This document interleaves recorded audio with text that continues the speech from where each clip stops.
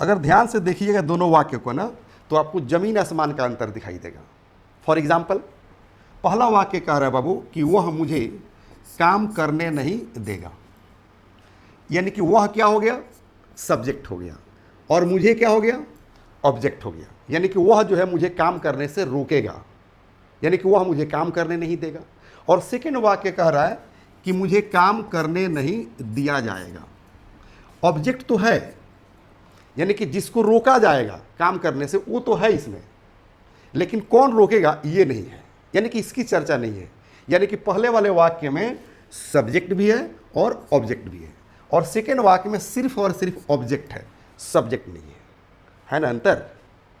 एक चीज़ और याद रखना है बाबू कि दोनों वाक्य में, यानी कि वह मुझे काम करने नहीं देगा, मुझे काम करने नहीं दिया जाएगा, इन दोनों वाक्यों में हम लोग लेट का प्रयोग करेंगे।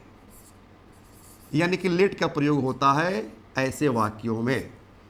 लेट क्या करता है बाबू, तो याद रखना है, एलाउ करता है, इजाज़त देता है, परमिशन देता है, अनुमति देता है किसी एक्शन वर्ब को होने के लिए, किसी क्रिया को होने के लिए।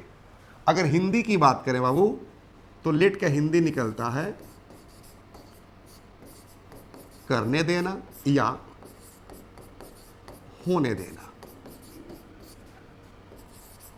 etc। यानी कि कोई एक्शन, कोई क्रिया अगर हो रहा है तो उसे होने देना या उस क्रिया को जो है करने देना। इसलिए तो हम लोग कहते हैं ना कि मुझे आने दो, मुझे खाने दो, मुझे पढ़ने दो, उसे लिखने दो, वहाँ पर हम लोग लेट का प्रयोग करते हैं। बोलते हैं ना कि let me go, let me sit, let me right an application, let me speak English. तो यहाँ लेट का प्रयोग हो रहा है ना। ये लेट क्या करता है बाबू, तो एक्शन वर्ब को अनुमति देता है, इजाज़त देता है, परमिशन देता है, यानी कि अलाउ करता है। ओके, ये कंसेप्ट जो है मैं पहले पढ़ा चुका हूँ, that what is the exact meaning of let. यानी कि लेट का प्रयोग हम लोग पढ़ चुके हैं। अगर आपका क्लास मिस कर गया हो तो रिक्वेस्ट है, ऐप पर क्लास अपलोड हो चुका है, वहाँ से अपना क्लास पूरा कर लीजिए। ओके, आइए जो है दोनों का मैं स्ट्रक्चर लिख देता हूँ ताकि आपके लिए आसान हो जाए।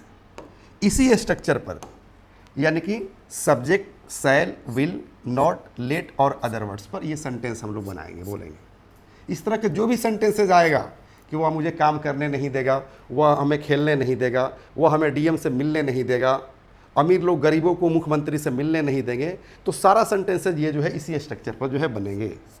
ओके, कंसेप्ट क्लियर कर लीजिए और नॉन स्टॉप इंग्लिश बोलिए, एकदम फराटेदार इंग्लिश बोलिए बाबू। ओके, अब आइए ट्रांसलेट करते हैं दोनों वाक्य को, इधर वाले यानी कि पहला वाक्य भी और दूसरा वाक्य भी। पहला वाक्य क्या कह रहा है बाबू कि वह मुझे काम करने नहीं देगा, तो सब्जेक्ट चुन लीजिए। इससे ये पहले वाले स्ट्रक्चर पर बनाएंगे तो सब्जेक्ट क्या है बाबू, ही, वह मुझे काम करने नहीं देगा, तो कहेंगे ही।